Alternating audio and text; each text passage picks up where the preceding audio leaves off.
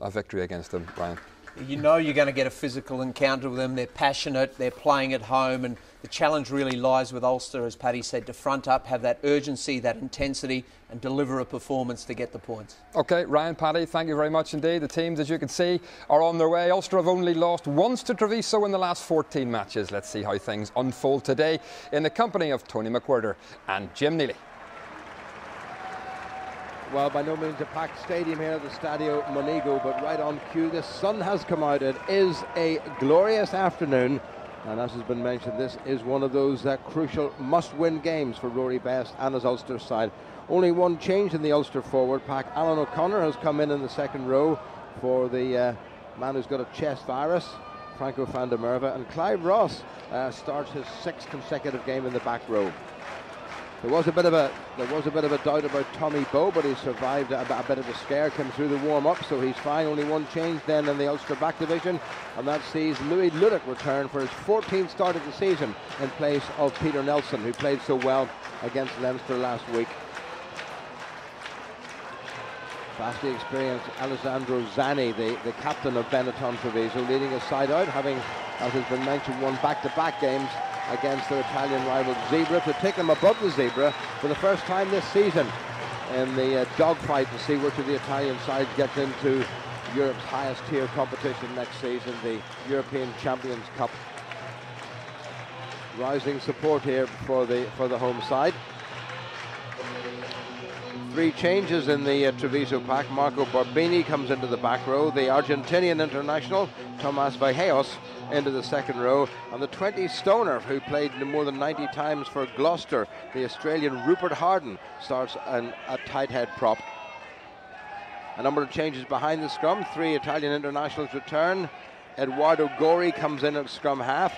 Andrea Praticetti comes in on the left wing. Luca Marizzi comes in to part of the exciting Michele Campagnaro in the centre. And at fullback, there's a New Zealander, Jaden Hayward, in his first year, having come from the Western Force. As a familiar name in refereeing terms, the name is Whitehouse, but it's Ben Whitehouse, who's the son of Nigel, the policeman from Swansea, refereeing only his 2nd game in this Pro 12 league. And it's Dan Toohey who takes things on straight away. Paddy Jackson, bit of enterprise here from Ulster. Ludick in the line. Darren Kay puts Bud to ball. He needs that kick to be kind. Either way, it's going to sit up nicely. It's not going to cross the line. So that was a well-placed kick by Darren Kay. Well, a bit of adventure there from Angelo Esposito. Hold back feet. Use it. Treviso under a bit of pressure straight away. Pinar just missed the tackle there on the big Sam Christie, the good. New Zealander from the same part of the world as former Ulster player Isaac Boss. Touched by an Ulster hand. Well away to Craig Gilroy. Good chance this now for Ulster at the start of this game. Alan O'Connor's made some good ground. Jackson, nice pass. Toohey wants to get back to try scoring form. Roger Wilson. Good pressure this from Ulster, but they need to convert that. Cave. Well, the door was closed on him pretty straightforwardly. Pinar again. This is better. Jackson. Nicely done to Louis Ludick. A little sidestep. Ball was spilled forward. That's gathered in by Campagnaro. Down goes the enormous tight head prop Matteo Zanuso. Charged down by Jackson. Knock on.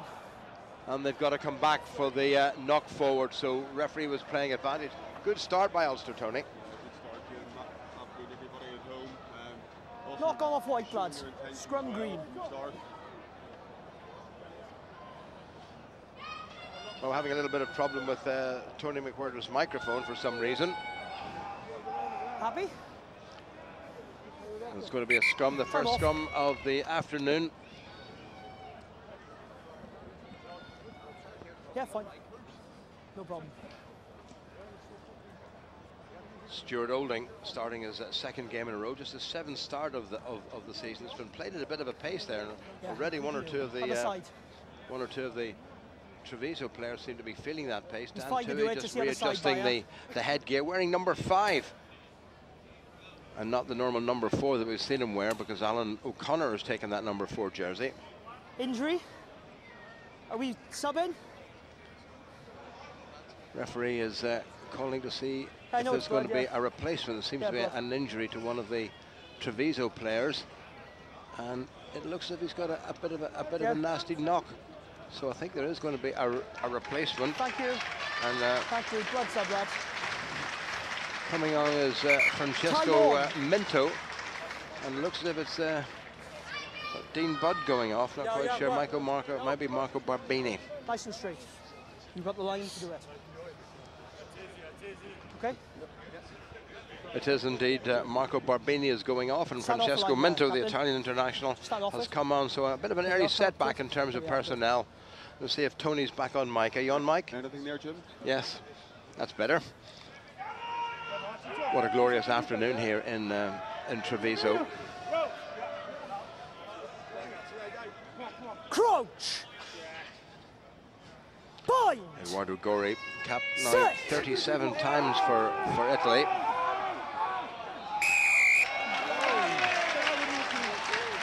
Treviso, the heavier pack, and they're making that count. They have about 3 pounds a man advantage over Ulster, and the first penalty of the game has been given away by the Ulster front row. And Ben Whitehouse reckoning that Callum Black took that down, which is rather surprising, I have to say.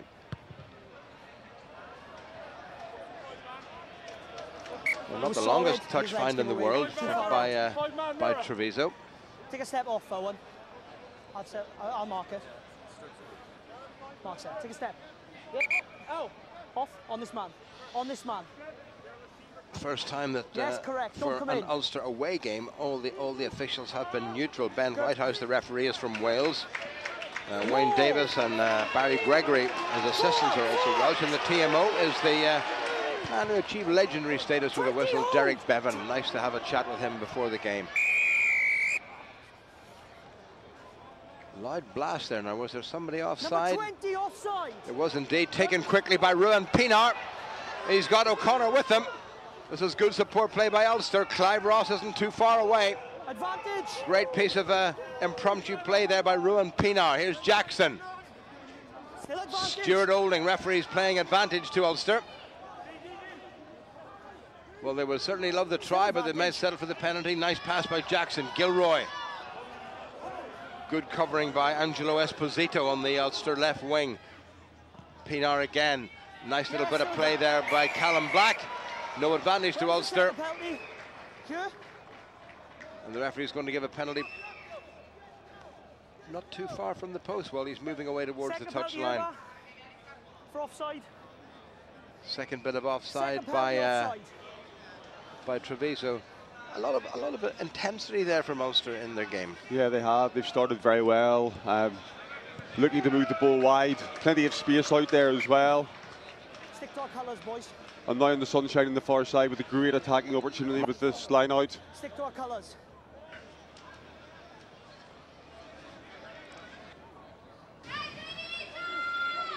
Well, Ulster have decided to go for the corner. Callum Black having a little word with Rory Best. It's the full 7-man lineout. Crucial one this, if Ulster can start off well. Well, just down on the Ulster side, Clive Ross makes a decent bit of ground. 10 metres to the Treviso line. Pinar, Best, straight through the middle. Pinar again, this is better stuff. Stuart Olding sells a nice dummy. He's very close. Couldn't quite stretch, but it's all the pressure coming on. Tommy Bowe, head bandaged, leg bandaged. Craig Gilroy, great defence by the Italian side. But still there for Ulster. Vian Herbst, who scored his first try last week in the RDS in Dublin. Seems to be a lot of men over here. Callum Black makes good ground. Assisted by Stuart Olding. Pinar again, Best. Nicely done to Dan Toohey. Ulster trying to create a little bit of width on it. Jackson. Roger Wilson takes the ball and takes the tackle. Pinar again. Now Jackson. Little chip and chase. Jackson for the try. What a start by the men in white. A little bit of clever improvisation from Paddy Jackson, and Ulster get the first try with less than 7 minutes gone. Showed a great degree of of patience also there, going through the phases, generating quick ruck ball, but finding no way through against a loaded Treviso defence. Smart play by Jackson, flat defence coming up quickly against him with no fullback in behind. Good old-fashioned rugby league rubber kick, sits up nicely, right place, right time, nicely taken, and having the foresight to go round closer to the post to make the conversion easier. Yeah, when those things come off, you're a genius, and when they don't, you're an idiot. Well, invariably, Jim, it's something that isn't really tried enough against those flat defences nowadays. There's sometimes there's just no way through, and at least by introducing that part of your game quickly, it gives the defence something else to think about, which may set them back that half-yard to create some space later on. I'm pretty sure that was deliberately thought out, because one of the criticisms about Ulster this year is that their back play has been very predictable, and they haven't brought in enough variations, and that was a perfect variation. Yeah, well, I think we've seen that already. They've maybe gone wide too quickly against a loaded defence, and in that time, sucking the defenders in until there's a mismatch and Paddy's able to go through. Well, it's the try scorer to add the extras. And he does exactly that. So coming up to 8 minutes gone, and Ulster now leading by 7 points to 0, and they want to maintain their concentration, receive the kickoff, and get back down the field again and get more points. Ulster, remember, including this game, have got 7 consecutive matches against teams below them in the Pro 12 table. 4 of those 7 games are during what they call the Six Nations window. So Ulster will be expected to pick up a point or two, because the last few games they've got a pretty tough run in. Roger Wilson gets across the 22. Pinar in quickly. What a good pass. Jackson. Ludic straightened nicely, and he's given the ball away. Alessandro Zani, the Treviso skipper, intercepted. Now is the chance for the men in stripes to do something. This is a quick fella, Esposito. Now capped 5 times by Italy. Eduardo Gori is in there. Sam Christie. Gori again.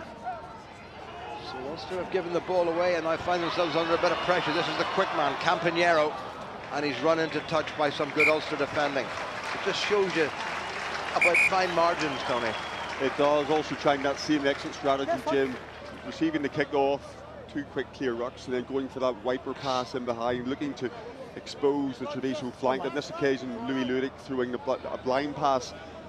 A good back row to play from Zani, right place, right time, read the situation well.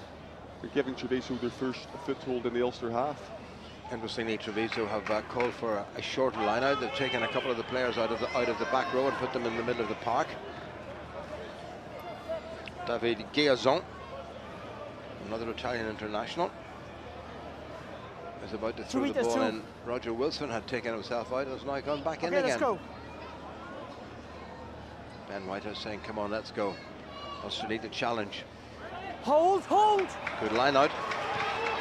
Christie. Ooh. Good tackle by Stuart Olding. His opposite number, Morisi, was nearly through.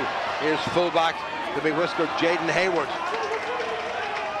Gori gets it away. This is the replacement, Minto.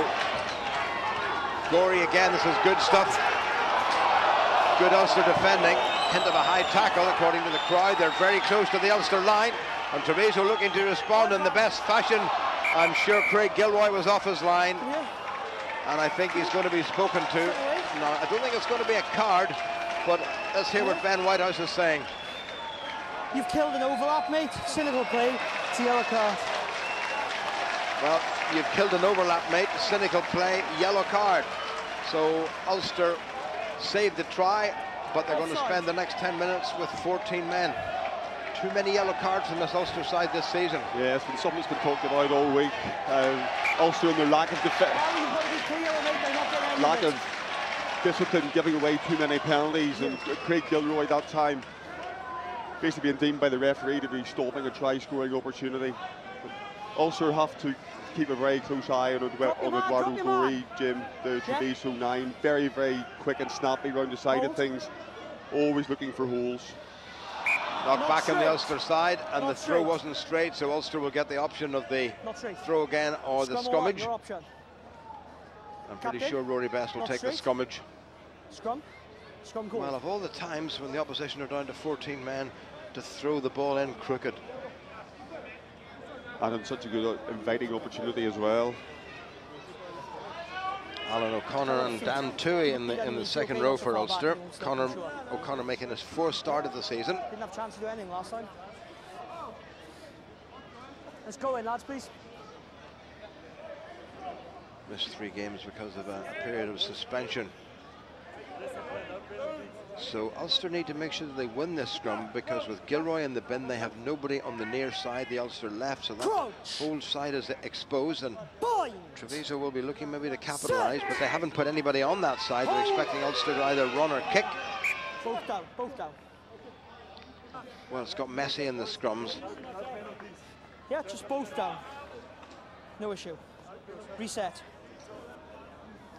The pitch looks fine from up here, but down close it's a little bit bumpy, and it's a little bit what we would call claggy, and a lot of turf is coming up, and you can see some of the players as they get down for this scrum just clearing the mud away from their studs. See it? Square up. Square up. Good. Callum Black, another man who's committed himself to Ulster for the foreseeable future on the near side. Likewise, Ruan Pienaar, how good it is to see him back after a long period with injury. Anything your side? No, it's just a slip, lads. You're going to move. You can see the Ben Whitehouse is going to bring them in field a little bit, which would be perhaps to Treviso's advantage. And he had a word with his touch judge on the near side, Wayne Davis, who tells me he's going to be in France next week for the Toulon game officiating. Clock is ticking away, actually, which will probably suit Ulster, because there's been no play for a couple of minutes at least. In fact, 2.5 minutes. So Craig Gilroy might be back on without too much damage done, but we have to wait and see. Nope. If the scrum's not right, I have a funny feeling the referee will start issuing penalties. Big hefty pack this, Treviso, buoyed by back-to-back wins over their rivals Treviso, to jump ahead of them in the table and keep themselves in position to take the Italian spot in the Champions Cup next year. Crucial for Ulster, of course, that they finish in the top 5 or 6 at the very least. Hold. A bit of a feed up there by Rory Best, but Wilson takes it away. Olding breaks away from 1 tackle and 2 tackles and 3 tackles. Pienaar on the front foot, has a go himself. Good strong run by the Springbok. They need a scrum half. Callum Black obliges. Not a bad pass. Jackson. Dyack is Ludic with him. And Bow is outside as well. Back. Pienaar back in position. Jackson again. Good flat pass to Roger Wilson. Ulster seem to have just eased away from the danger area. Back inside. Good strong run yet again by Ulster. Here comes O'Connor to Jackson. What a tackle. Looked perfectly legal. Quite enjoyed it though. Olding. Tackle by Guillazon. Pienaar has a little glance. You could see him looking to see what was available down the near side. Hold. Use. Good continuity by Ulster. Vian Herbst presented that nicely. Pienaar, now Jackson, just trying to keep the lid on it. Where's that going to go? Oh, that is a belter. It's an absolute peach, isn't it? Ulster mixing up their game really nicely, Jim. The pick and go from off good dancing feet by Stuart Olding, not once but twice, but also selecting the right option. Pass was clearly not on after he made that initial burst off from the back of the scrum. Went to ground, pick and go, then we go wide, then we come back inside to midfield position where Pienaar then picks and screens with a nice inside pass and keeping the Treviso defence thinking, and that's very important. Green player tackling the white player. Time off. Derek, you getting me? Well, Ben Whitehouse is going upstairs to Derek Bevan. There's some little query about a tackle on I think it was Paddy Jackson. We'll have a look now, mate. Thanks, mate. Wayne Davis thinks there might be a little bit something untoward about it, so the referee has asked his fellow Welshman, Derek Bevan, one of the great referees of the modern era. This is it now. Was Jackson upended? Oh, he was, you know. The feet or the heels at one stage were above the body. Now, I don't think there was. Can you classify that as a tip tackle? I suppose if you're applying the law strictly. And let's see how Paddy Jackson was upended. Tony, run me through this one in your own words. I think he actually lands underneath him, Jim. Again, it's the slow motion replay tends to make these things look worse than what they actually are. At that time, Paddy had almost stopped and was hitting heavily, but for my money, the Treviso defender is actually underneath him and breaking his fall there. I don't see too much wrong in it. Ulster got the advantage from the situation. Paddy Jackson was able to get back on his feet. We're watching it one more plant that time. lovely kick into the corner. One more time, yeah, okay. Well, they're going to have a look at it one more time. There's Sam Christie, Alessandro Zani looking a little bit anxious. Make the gap smaller, and we should have a better contest. We did off the last one. I think I was probably the first exit from the scrum. So Gilroy served about 5 minutes in the bin, and incidentally, Marco Barbini has come back on the right side flanker for Treviso. He actually lands on top of the boy, you blood tackles injury him, sort so of it's thing, play a on. cut to the back of his head, and nothing in that. Good decision by Derek Bevan, eminently sensible as a TMO as he was when he refereed. Absolutely, it's applying some common sense to this game and play. I'll move. Hold. Home line out. Ooh, that's gone loose, but they've got it away. Good tackle by Best on the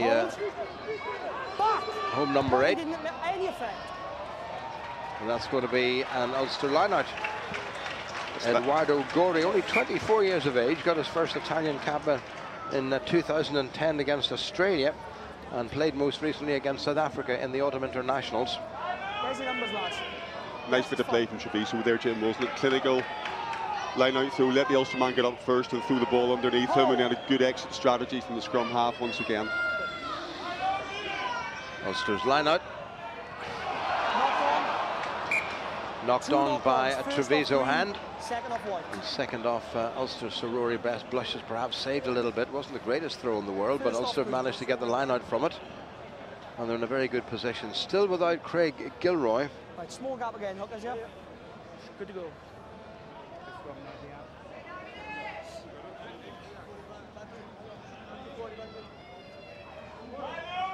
Okay. Stand up. 17 minutes played. 7-0 to Ulster, who desperately need to come away with, at the very least, 4 points from this game. Crouch. 2 European games coming up in successive weekends after this one, and then there's a gap before the Six Nations.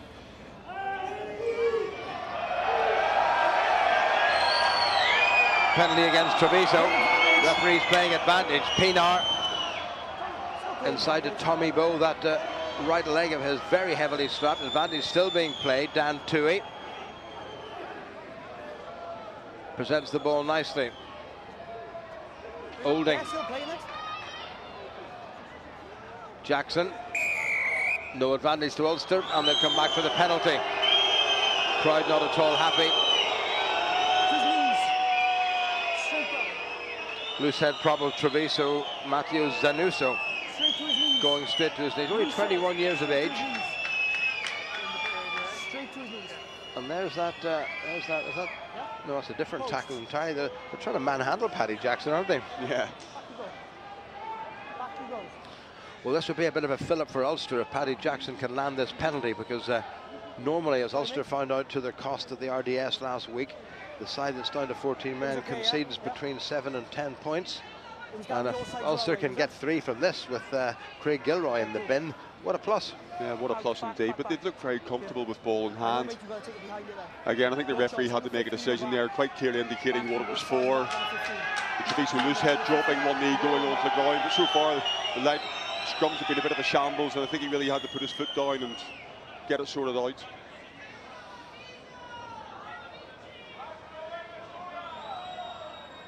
Jackson now with over 360 league points from 53 appearances, including this afternoon's. It is a glorious afternoon for rugby. No wind at all. Jackson, he stuck that nicely, needs to come in, and it has. You know, what a good kick by Jackson. Took its time, wasn't in any rush whatsoever, but the end result means that Ulster are now 10 points to 0 up, still down to 14 men, and we're coming to the end of the first quarter. Well, regular Ulster supporters, they've been travelling to the matches, this little jolly group, for years. So Sam Christie, the 28-year-old. Pinar. No messing about. Or to Ulster fans calling for a late hit on Ruan Pienaar, who's been thumped. And the referee, you may hear, saying, well, it was charged on and they just collided. I think Pienaar's okay. I'm not sure about Angelo Esposito. I'd like to have another look at that. The referee was perfectly happy that it wasn't a late tackle or it wasn't a dangerous tackle. It was just a collision as the man tried to charge down the kick. Esposito was certainly going in there to read of notes, Jim. Well, there it is. Again, he's in the air.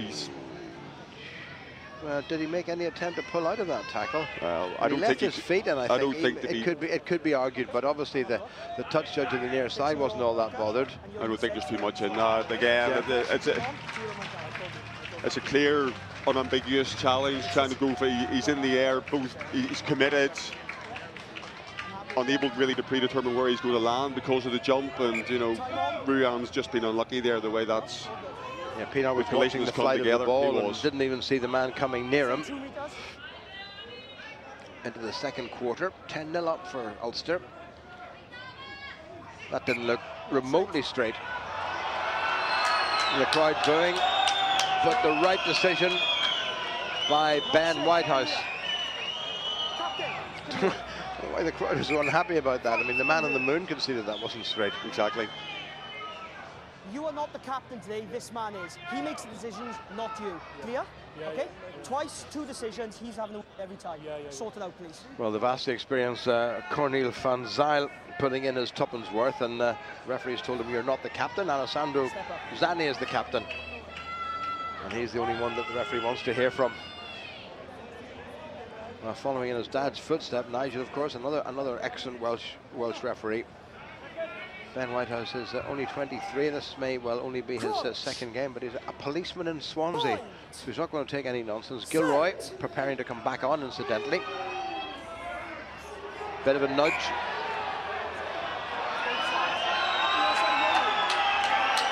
Crowd, I think, insisting that it was Ulster's fault in collapsing. And for some reason, they're patting Matteo Zanuso, the Treviso loose head in the back. I don't know what he did to deserve that. But the laws dictate that the scrum should all move before the ball comes in. So both teams should be static until that ball comes in. Then you can apply the pressure. Ulster back up to 15 men. Craig Gilroy's had his 10 minutes in the bin. It'll be a little slap wrist from him. I'm not sure if players get fined for getting themselves binned anymore. Who knows?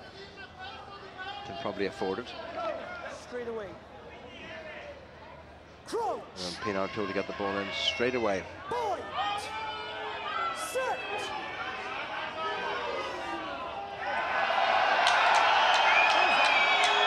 Roger Wilson, nice control. Pienaar, not the greatest kick in the world, but it's well gathered in by Tommy Bowe. Back inside to Louis Ludick, who was supporting well. Still in Ulster's possession, despite some miscuing. Jackson, good flat pass. Tui, it's a good run by him. Pienaar again, Jackson, Rory Best. Robbie Dyack needs to give it, and he gets it to Gilroy, and he's got Pienaar inside him. All he has to do is give it, and Pienaar is in. They may have a look at the forward pass, but Pienaar has got Ulster's second try, and I think he is going to look at the forward pass, perhaps.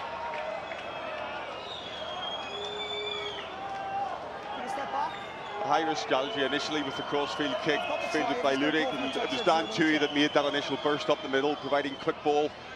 And then it was a case of simple hands with the overload and the extra numbers. Rory Best to Dyack, and Gilroy did what any winger should do well, commits the full-back, draws his man. Let's have a look at the pass. That looks okay to me. I think it's pretty well, from flat. that angle, it was hard to say. I'm not entirely sure. Well, try's been given. Well, it doesn't really matter anymore because Ruan Pienaar has got Ulster's second try, and for Ruan Pienaar it's his 11th try in the lead, in the league, I should say, and Ulster with this chance to go 17-0 up. Craig Gilroy certainly atoning for his 10 minutes in the bin. What would you like me to look at, Jim coming straight back on, and again, just simple options, keeping his width, drawing his man, making sure that the player inside him is behind him, and a simple 2-on-1 pass, no spin pass involved. Paddy Jackson makes good the conversion. And it's looking a lot healthier for Ulster, but there's no room for complacency. They need to build on this and start racking up the points here in Italy. 17-0 up, and 17 minutes to go to the interval. Yeah, certainly. Ulster will be very happy with what they've done so far. They've looked in complete control. They're happy to go through the phases, hold on to the ball. They're mixing the game up well, I think, which is important, not letting this Treviso defence get settled. Good take by Dan Toohey, who's getting back to his very best form as the Six Nations approaches. Pienaar, that's a teaser. Gilroy's chasing. Knocked back into the arms of Rory Best, who's one of the best follow-up men in the business. Pienaar again, lovely pass. Jackson, bit more width on it now. Stuart Olding. All slowed down in the middle of the park, but it should be an Ulster ball. The ball's out, the ball's out. Well stolen by Treviso. Zani, the captain, gets away and gets up to halfway. Chance now for Treviso to have an extra man or two here. This is Jaden Hayward. Knocked on by Ulster, says Ben Whitehouse. He's playing advantage to Treviso. High tackle on Tomas Bajejos. Say the crowd anyway. Clive Ross with the tackle. Gorey. Christie tries to get it away. Spilled forward. Referee has played enough advantage. Here come Ulster again. That was nicely done with Jackson. Dyack away to Gilroy. Found a wee bit of a gap. Oh, there's that spiral, and he's got away from three players. But can he finish this one? He's really on his own. Rory Best, the first man to him. Well, pretty impressive rugby this by Ulster. Jackson inside to Tommy Bowe. Bowe is going to get Ulster's third try. What a finish by Bowe. What an inside pass by Jackson. And the Lion roars. Yeah, magnificent play. And again, it's Paddy Jackson pulling all the strings, Jim. Weaving his magic. Tommy Bowe this time on that inside pass. But again, Ulster mix it up well. From the kickoff, it's a box kick this time. It's contested. It's Rory Best who picks up the pieces. A passage of play then ensues, Ulster gaining the advantage from it, coming back, going through phases, and again, instead of coming wide, it's an inside ball again this time. Treviso trying to load the open side of the pitch continuously. Ulster are aware and are wise to that. And is there a winger in World Rugby that runs that inside line better? Absolutely not, in my opinion. And this fellow here about to land his third conversion, or hoping to land his third conversion, has had a very good game, and he's been needing that for some time. And is his kicking game up to his passing game? It certainly is. Well, who would have believed the start that Ulster have made to this game? We're still a long way to go to the interval, and Ulster have now scored 3 tries, and they're leading, can you believe it, by 24 points to 0. Yeah, it's just been clinical. They haven't done anything wrong. Their discipline's been pretty good. And they're taking the right options, and they're playing some lovely rugby. The conditions are set for it. It's the first time in a long time they've had a dry pitch and a dry ball, and they're moving this Treviso side from side to side. And whenever the hole appears, they have the rapier-like runners to go through. Roger Wilson takes the restart. Gets into Esposito and beyond. Pienaar. Take it in. Jackson has to check a little bit. That was taken back inside, and Jackson has not gone directly to touch, sensibly enough. Well gathered in by Treviso. Gorey changes his mind about going open. Campagnero, who's very quick, but well tackled by Olding. Gorey again. Barbini tries to set it up. Gorey on the narrow side. Also have a man down injured. It is Zani, the Italian international with nearly 90 caps to his name. Christie, hint of an overlap here. That's gone to nobody in particular. Well gathered in by Roger Wilson. Ball was knocked forward initially. Referees playing advantage. There's a second knock on by Ulster. They don't have a scrum half, and Robbie Dyack goes round, and they'll go back to the knock on. So Robbie Dyack took the chance. Stuart Olding's the man down injured after a hard tackle. Yeah, Robbie Dyack. He's okay. Robbie Dyack quite clever there, Jim. Got to the back of the ruck, quite happy not to come round. Asked the question, the referee said yes, ball was out, no scrum half in play. Came round, picked the ball up, but obviously no advantage ensuing for Treviso, so back to Rogers' knock on. Ben Whitehouse has Had a word with his touch judge in this side. Time back on. Scrum. Stuart Olding, I'm delighted to say, is up and well. That was the tackle. Now, this is the point where the ruck was set up. Was it out? Take a step. Robbie Dack decided to pop round and do a sneaky one, but the scrum had already been given for the knock forward by Ulster. Just over 11 minutes remaining to half-time, and Ulster 24-0 up. And, well, what a mouth-watering prospect it would be, a bonus point by half-time, but we'll not worry about that until it happens, or if it happens.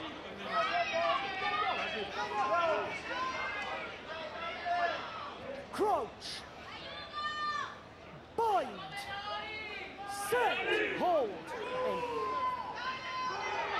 In. Look, Get the ball in. Gorey was told to put the ball in, and he throws it away petulantly. You can hear Nigel Whitehouse saying to him, in, and he did a little dummy, and he delayed.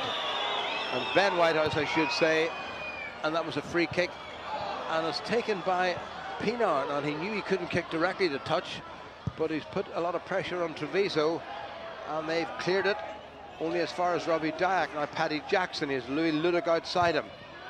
The old-fashioned Gary Owen, and Ludick himself is chasing it. No, he's not.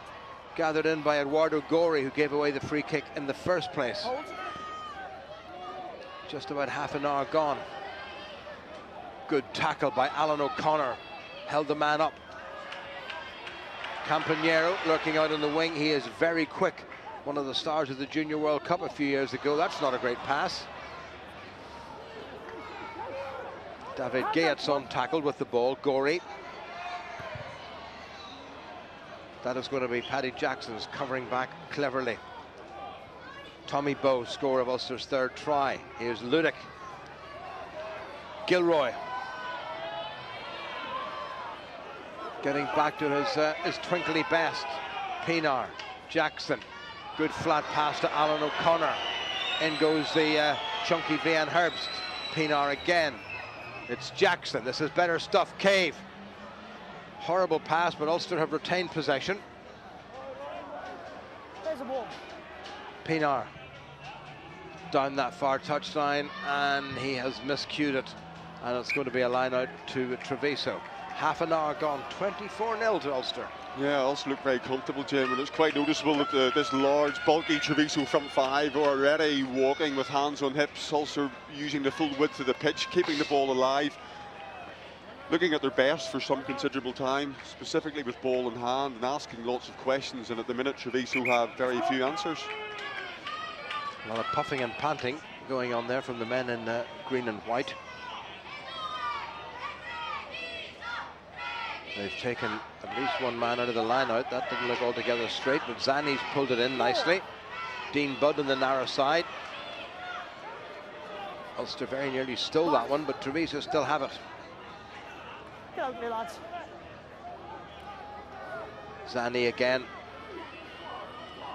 Good Ulster defence close in. Treviso not making much in the way of ground. Guillauson goes in.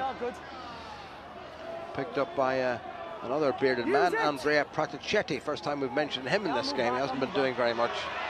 Ball coming back slowly, and Ulster driving through the middle. And Ulster have been given the scrummage. Good refereeing by Ben Whitehouse. Ulster doing everything possible at the breakdown. Yeah, competing very well. I think just one of the small differences, Jim, between the two sides. Treviso have just lacked that accuracy with ball in hand. Whenever they have tried to move it, invariably they've gone for the cutout pass, miss one, miss two, trying to get the ball to the wing as quickly as possible. That's let the Ulster defence basically just soften and drift and be able to put them into touch or to slow them down behind the gain line. What Ulster have done well is that they've used the screen runners, they've played the ball in behind, but they've gone through the hands. And so each attacker has been able to take a defender, take him on and take him out of the game as well, and subsequently find the mismatches whenever the space appears. 7.5 minutes remaining. Ulster with 3 tries already. Crouch. Bind. Set. Now. There, the ball's there. Stay behind the ball. Good solid Ulster scrummage on their own put in. Stay behind it. Good. Pienaar.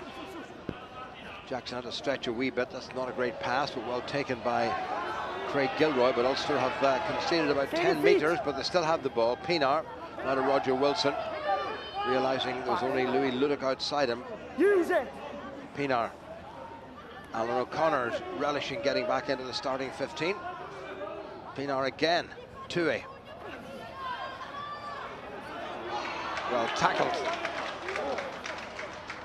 A wee overlap here if Ulster can shift this. Here's Bow. Sells a dummy. Back inside. Well picked up by Ludick. Got Pienaar outside him. Has Pienaar got the gas? But Gilroy certainly has. Good sidestep by Gilroy. Ulster looking for the bonus point by the interval. Had they been a little crisper, they might have got it. They still might get it. Jackson. Cave.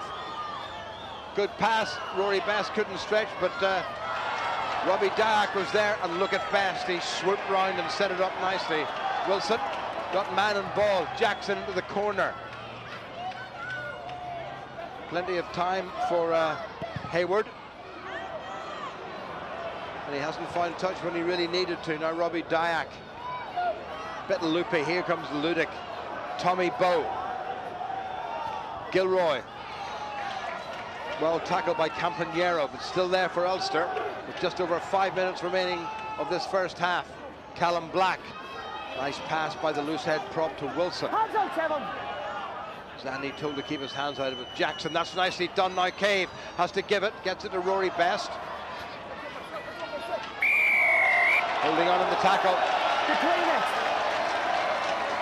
Might be, is that the first penalty Ulster conceded, or maybe just the second? I think it's maybe the second low. one, Jim. Yeah, the first one very came, low. The first one came from the first scrum down that bottom corner bit. And then for Craig Gilroy's betting. So that's the third. We'll forgive them. Yeah.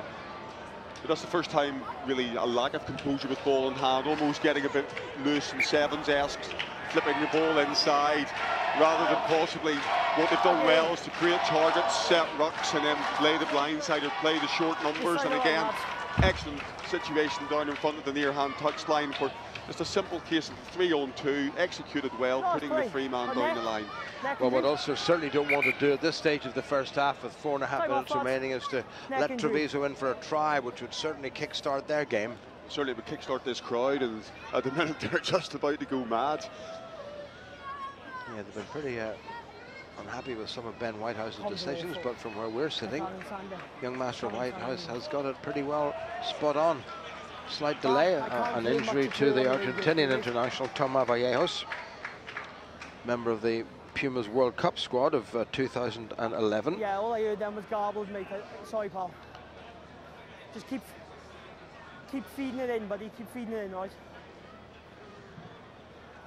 Darren Cave, fast approaching the 150 mark in terms of Ulster appearances. He's 149th today, if I'm not mistaken. Time on. 5 to go. No, 5 minutes to go. Referee calls time on. 5 minutes to go. In fact, according to our little clock here, it's 4.5 to go. Lads. Best chance now for Treviso for quite some time. They really have been under an awful lot of pressure.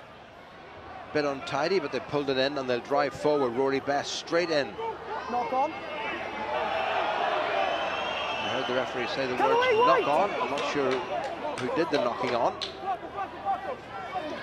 Taken on by Dean Budd Gorey, now to Christie.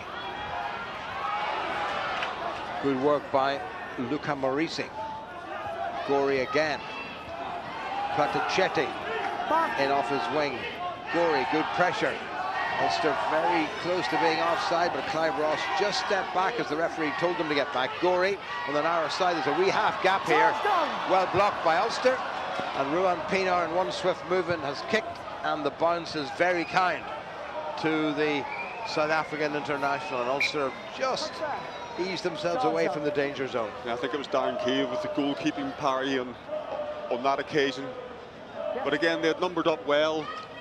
Defensive structure looks nice and sound. And they haven't missed any first up tackles either, Jim. I think that's been important this afternoon. Treviso have asked the questions, but Ulster's defence has not been found wanting. Well, Ruan Pienaar's shaken off most of that ring rust, it would seem.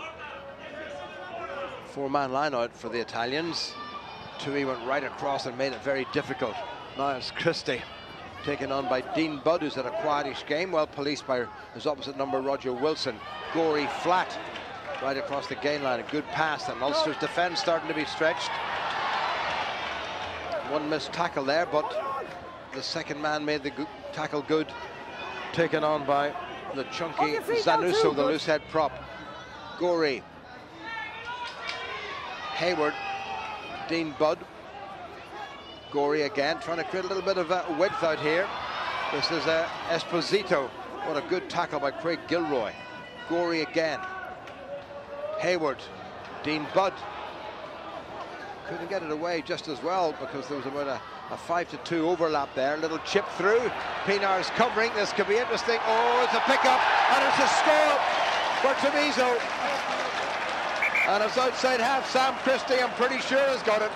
You had to say it was coming as well. They've been knocking on the door.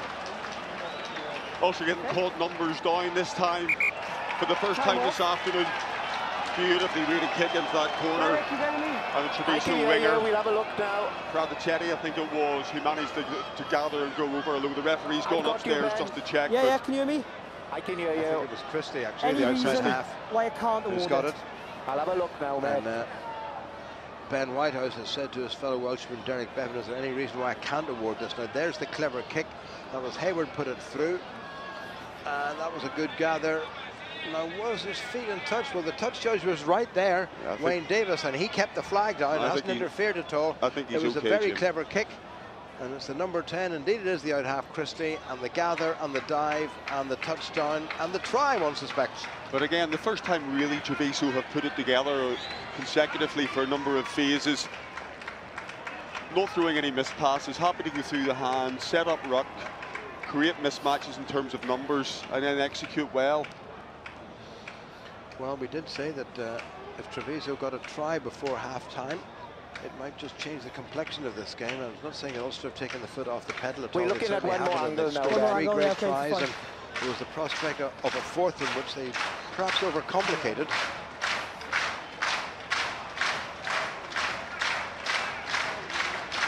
Still waiting for a final decision on the validity of the try from Derek Bevan. There was that clever kick through, and it sat up beautifully. Tommy Bowe, nothing much he could do about it. Now, was there a foot and touch there underneath Tommy Bowe's leg? It's very hard to see.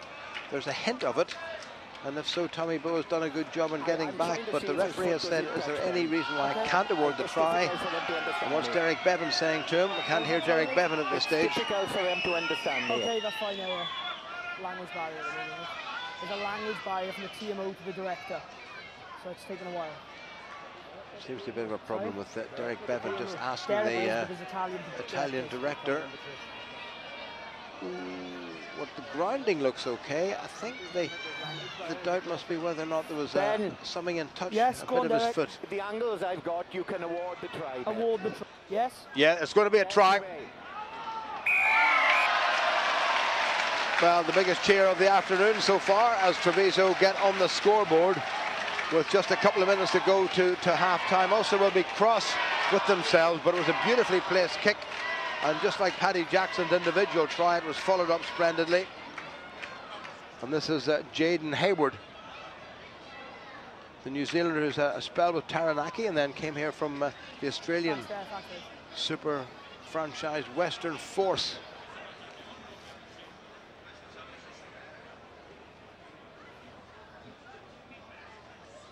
Seems to be the season of the beard. As he brought that in, what a terrific kick. And that too will give Treviso a real boost, because 24-0 was looking pretty awful. 24-7, there's a wee bit of hope there for them. Certainly gives them a lifeline going into the second half. And there's still a minute and a half to play here. It's important that Ulster don't give away anything else before half-time, but you're correct. Ulster coaching staff will be very unhappy with the timing of that in particular. That's gone the 10 metres, well taken in though by the 35-year-old Cornel van Zyl. Hayward. Good tackle by Clive Ross. Gorey. Roger Wilson's underneath that. Good take. It's made good ground. Rory Best leaves it for Pienaar. Robbie Dyack. Callum Black. has to step back inside and sets it up nicely. Like Ulster press home their claims, that looked forward, and it was knocked on. Well, that was a real mess between Tui and Ross, and here's a chance now for Treviso. Good work by the skipper Zani. That was knocked backward according to the referee. No, it was nudged forward. Crowd not happy with that at all. But Ben Whitehouse couldn't have been closer. Well, there's nothing Mr. Whitehouse is doing today is pleasing this crowd, apart from the awarding of the try, and that wasn't his decision. No, he certainly, there's a few vociferous people sitting in front of us could, or would like to get their hands on him maybe at half time, but he's been very thorough, he's been fair, he's used upstairs whenever he's had to, and basically hasn't got too much wrong. But again, Ulster Jim did the hard bit there defensively, winning the ball back from the kick, and it's a sloppy bit of play from Clive Ross, that knock on. It was maybe a pass that shouldn't have been given by Dan Tui at this stage. Just set the target, let's get ourselves through to half time. And again, just that knock on, giving Treviso back the ball and letting them get on the front foot and get back into potentially point scoring position. Well, this should be the last set piece of what has certainly been a very exciting first half. Ulster racing into a 24-0 lead after about the same number of minutes, but conceding a try just a couple of minutes ago to keep the door open for Treviso. Another good solid Ulster scrum despite giving away a fair old bit of poundage. Wilson on the narrow side. Pienaar. Ludick gets across the halfway line.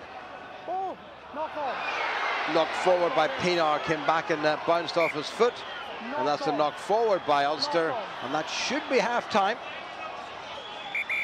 And it is half-time. So Ulster, well, should they just put the ball straight into touch and take the half-time? They obviously decided to keep the ball alive. Crowd, as you can hear, not very happy, but I think Neil Doak will be probably happier than he's been for some time. Absolutely. The first 35 minutes was as good a rugby as Ulster have played in a lengthy period of time, Jim, for quite a while. Full of composure, full of accuracy, full of good discipline as well, which has been something that's been missing. But underestimate this Treviso team at your peril. On home soil, with the dander up, they are still a force to be reckoned with. Yes, they're 17 points behind, but if they get a score early in the second half, Ulster will have a real fight in their hands in this second half. Yeah, I know it's an old rugby cliche, but you know, if you get the points either side of the interval, then you should be in the prime position. Well, there we are. Ulster with 3 tries to Treviso's 1. Half time, it's Benetton Treviso 7 and Ulster 24. Well, Ulster and Treviso providing some thoroughly good entertainment on this Sunday afternoon. Paddy Wallace and Ryan Constable have been watching with me, and from an Ulster point of view, that's a bit more like it, Ryan. Yeah, you look at it, why are Ulster playing so well? Pienaar and Jackson are taking the ball to the line. They've got ball carriers like Tui who are making good ground. They're offloading in the tackle, they're dominating the collisions, and then they're taking the right options with that quality of possession they're generating. We've seen the likes of Olding, Gilroy, Bowe all making clean breaks. And as Tony said in the commentary, they're playing with width, pace and confidence. And it's no surprise that they're getting those results on the back of it. And a lot more discipline as well this week, Paddy. Absolutely, yeah. The penalty count's been, obviously the yellow card hurt us a little bit, but it didn't come back to haunt us. I think the intent to play, the shackles seem to have come off. Neil Doak is given them licence to play from anywhere. As you saw from the start, they're happy to play the ball into the wide channel before they kick. Gives them the option to kick or either move the ball into space. They just play. They're playing with a lot of freedom, and it's very effective for them at the moment. And they're scoring some great tries as well. I mean, let's look right from the start, as you say. They really did show their intent from early on, didn't they? Yeah, it shows the importance of your exit strategy. So they're clinical in the take, they get good quality possession from that breakdown, and then rather than the box kick option, which we may have seen, good conditions, so they play into the wider channels, gives you the option to kick or run with the ball. Very good execution of the kick option, and I think they spent about the next 6 minutes down in territory until they got something. The intent there from Pienaar, the quick tap. They spurned a chance to kick for goal, to kick for line, which the line out then generated the possession where ultimately we're seeing now, and just, you know, they're getting over the advantage line every time. Yeah, they're playing. The Treviso are playing quite a soft defence all round the pitch, and Paddy Jackson is really taking advantage of that by slinging the ball close to the line, getting his runners over the gain line, and that puts Ulster on the front foot. Stuart Olding goes very close here. They recycle well. and a great bit of opportunism by Paddy here. Sees there's no full back in behind and exploits that for the first score of the day. Playing with some good confidence today, Paddy Jackson, isn't he? Yeah, he is, and people are making themselves available. So for Ulster, it's all about quality of possession. For any 10, it's about that. If you've got time and space and the opposition defence is on the back foot and you can take it to the line, the offloading's the key thing for me, and that's how you break down defences, by offloading in the tackle. You do that by running the lines, by dominating that contact, and then that offloading just creates the freedom to play. And it's been a very comprehensive, error-free performance from Ulster. Bar the yellow card, of course, as you said. Fair enough, do you think, I Paddy? think so. I mean, Treviso were knocking on the door, about to score a try. Craig probably is a metre or two offside there and prevents a try. Lucky maybe not to get a penalty try, but as I say, it didn't come back to cost us. We actually scored another 3 points while Craig was off the pitch, and he made up for it, didn't he, whenever he came back on. Yeah, I mean, Ruan Pinar's try was out of the top drawer, wasn't it? I mean, it's Ulster at their very best. Yeah, look, they've got strike power, and we know they've got the ability to score from those wider channels. Again, it's that quality of passing. Look at where this ends up on the halfway line. Tui, good presentation again. And then there's players wanting to play. Another flat ball, good offload in the tackle from Rory, good decision making for a 2-on-1. And then just an execution again on a simple 2-on-1. Referee running in line with it, didn't see anything wrong with the pass. Ulster will feel pretty lucky with that one. Paddy, what do you think? Looks a little forward?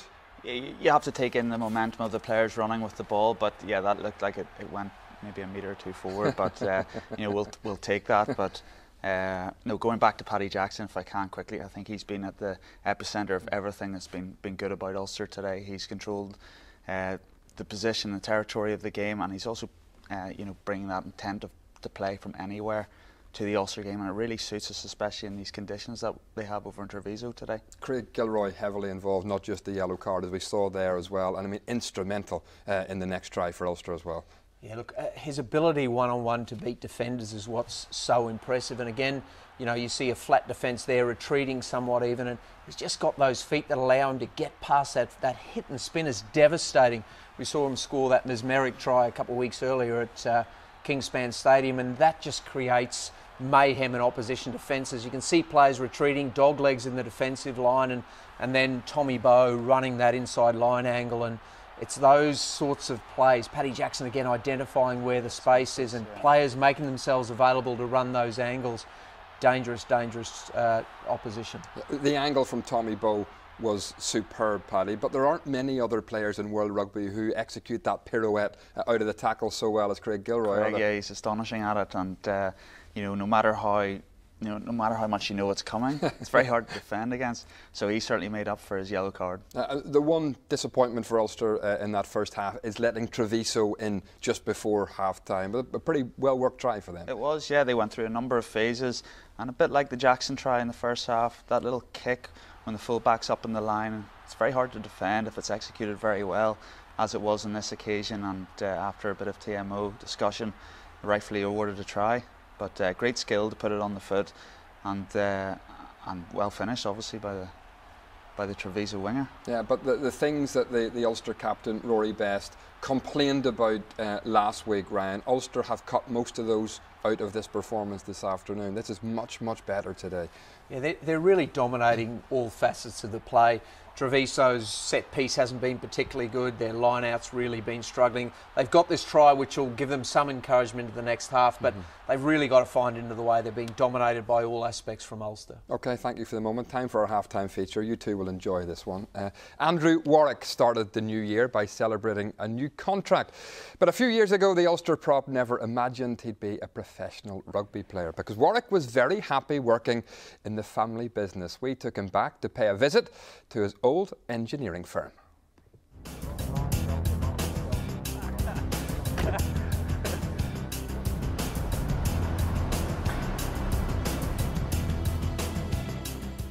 We make steel balustrading and handrails, cladding, pretty much anything to do with steelwork we would do.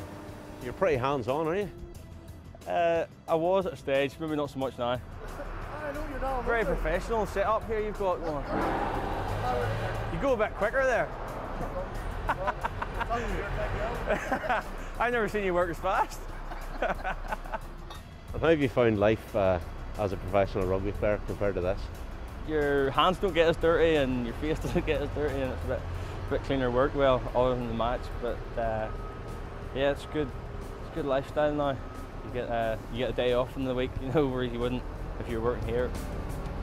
My dad brought this place up from himself and on my grandest ground, and my brother works here. My mum's involved, doing the books and that. You having that on me? Please don't. Please no, you haven't. They've all tried to hide from the cameras. They have, yeah.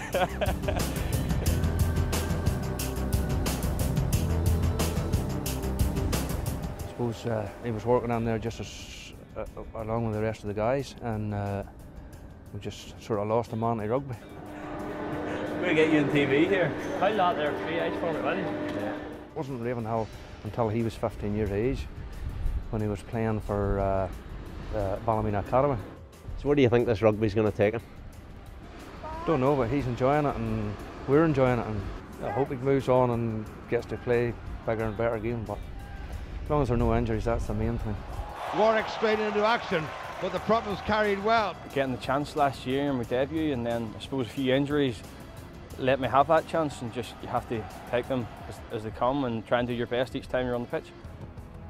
It's a great honour to be playing for Ulster, because you dream about it whenever you're younger and you just never think it's going to happen, and then whenever you get that full contract, you know, it's brilliant. How would you describe yourself as a player? I'd like to think I give my all and just do the hard work. That's it. Like back at home? Just like back at home.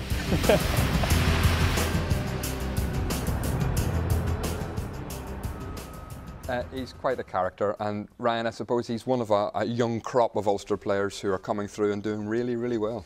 Yeah, that academy's really starting to produce some quality players. McCluskey recently signing a 2-year deal with Ulster, another one of that group that have come out of that academy stuff. So certainly the future prospects and what that academy system is developing is going to hold Ulster in good stead moving forward. Paddy Jackson, you've been praising in the first half, Paddy. Taking a bit of criticism this season, obviously dropped out of the Irish international panel as well earlier in the year, but today really seems to have clicked for him. Yeah, thriving with confidence, and I think he's needed that sort of a breakthrough game, certainly leading into a Six Nations campaign as well. He's, you know, I'm sure Joe will be watching this closely to see who's impressing him.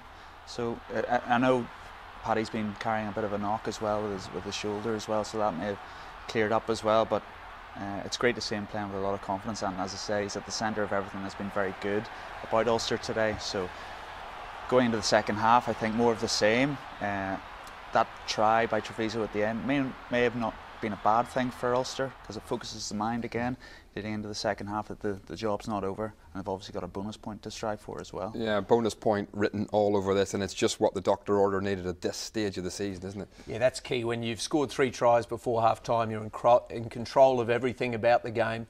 They won't be satisfied unless they leave with the full 5 points, and I'm sure that'll be reinforced at half time. More of the same, just the same kind of physicality as well, Paddy. Same sort of physicality, putting pressure on the Treviso set piece, and also playing with that same intent and desire to play from anywhere. If it's on to go, run the ball, play, the conditions are very good, and we're scoring tries from anywhere. Yeah, and just looking at the Ulster bench, Jared Payne back from injury, might be nice to see him back in the thick of the action second half as well. Yeah, with the amount of injuries Ulster have had, it's put a lot of pressure on that starting 15. There's a number of guys there that are played week in, week out, and an opportunity for those guys coming back to get involved now.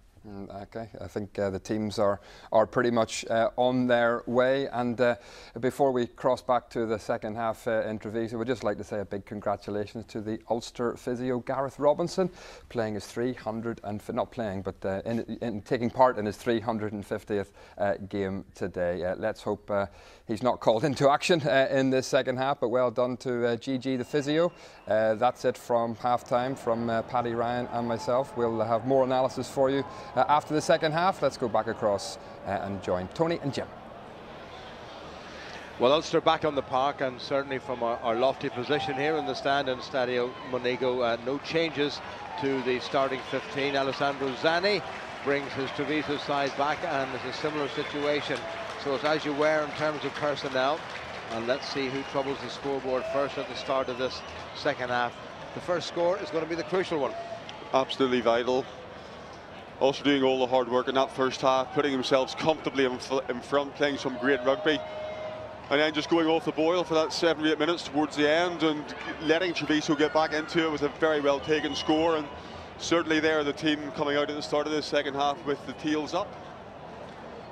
Well, even a bonus point win would not push Ulster up into the top 4, but it will certainly make a bit of a gap between themselves and Connacht, whom they've got to play 4 games before the end of the season. And what an end of the season it is for Ulster, away to Connacht, home to Leinster and Munster, and then the last game away to the formidable Glasgow in Scotstoun. All that to come, but 40 minutes here in Treviso, absolutely crucial, and not a bad restart kick by Paddy Jackson. Well gathered in though by Treviso. Eduardo Gori. Zani, the captain, gets past the first tackle. Good competent stuff. Christie, the try scorer, has kicked. Jackson, also a try scorer. 14 points so far in this game. He's kept that in field a little bit. Good. Jaden Hayward. Back goes Bow. Leaves it for his fullback, Louis Ludick. Inside. He's given that plenty of height. Has he found touch? He hasn't. No, he's found Hayward back inside to Gorey. Ulster presenting Treviso with possession. Ball's there. Release it, Green! Right side. Pardon me.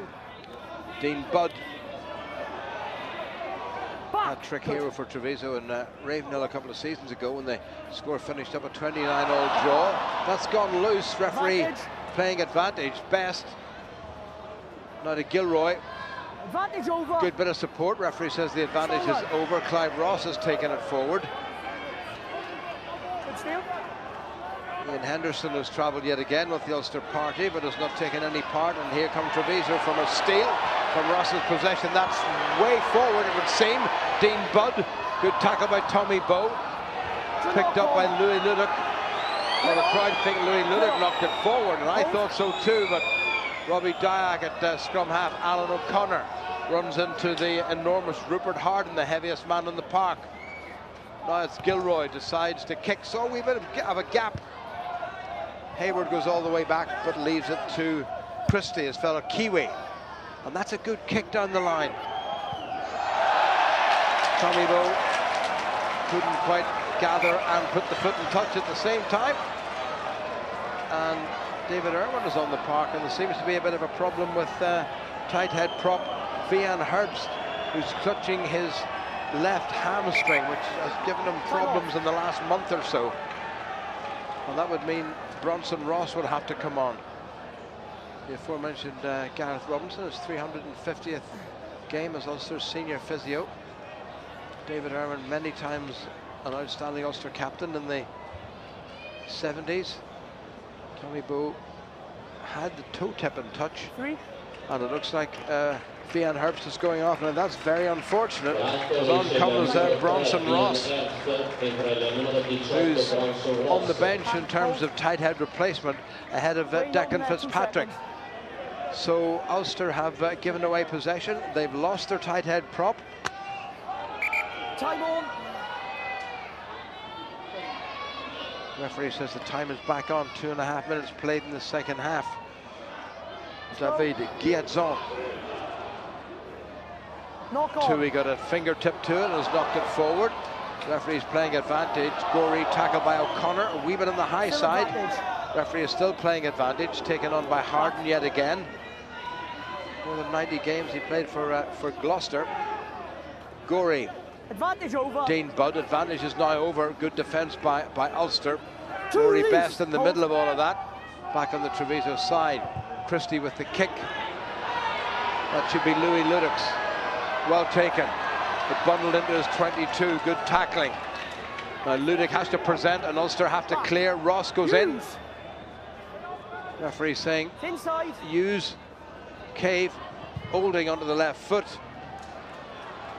And that's nice, unflustered clearance by Ulster. Did it all well. All the elements worked. Yeah, a good option from Stuart Olding, just taking the touchline. But that's a blow, Jim, for Ulster, losing Vian Herbst. And again, potentially that issue of that 10 minutes in the changing room at half-time. Getting cold. the temperature has dipped here considerably over half-time as well, but unfortunately it looks like a re-aggravation of that hamstring injury once again. And well, with 2 tough games in Europe coming up, I suppose, as far as Ulster concerned, just about dead rubbers and no more. He may well be rested. Back on the Ulster side, well taken by Best. Pienaar, Jackson. He's got underneath that a little bit. Good positioning by Jaden Hayward. He's going to try to reply in kind. Ludick well outside his 22. Good take. Hayward again. Inside. Gilroy been doing the chasing. And that's fine touch, and it'll be an Ulster lineup. That's a good strike by Jaden Hayward. That spells with Taranaki, and then the Australian side at Western Force. This is 10th league game. Ulster tactics look quite clear at the start of the second half. They're going to play very much a territory-based game, get the ball, relieve the pressure into that Treviso 22, and hope to capitalise on some poor kicking on their half. So far, Treviso have countered well. Just inside Ulster's half for Rory Best. O'Connor, Pienaar, nicely done. Lovely wristy pass. Jackson, Cave. He's done well. Good strength by Cave. Quick ball now for Ulster. Advantage 12 offside. Oh, Gorey, or Mauricia should say, well offside. Referee's playing advantage to Ulster. Play advantage. Still playing advantage, and they'll come back for the penalty. And this will give Ulster a chance to go into the corner. You interfered. 12. No question about that. Look at Maurici, the 23-year-old Italian international. Offside. There is Bronson Ross, incidentally, playing in his 10th Ulster game. You can see what Pienaar was looking for again, that small, slight reverse pass into the space, and once again, Toby Bow waiting in the wings to pick up the pieces of it.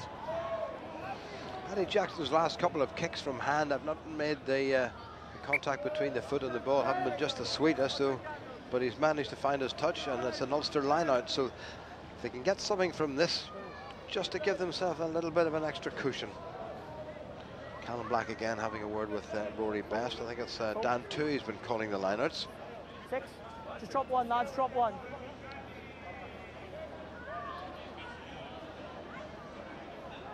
Ross at the back for Ulster.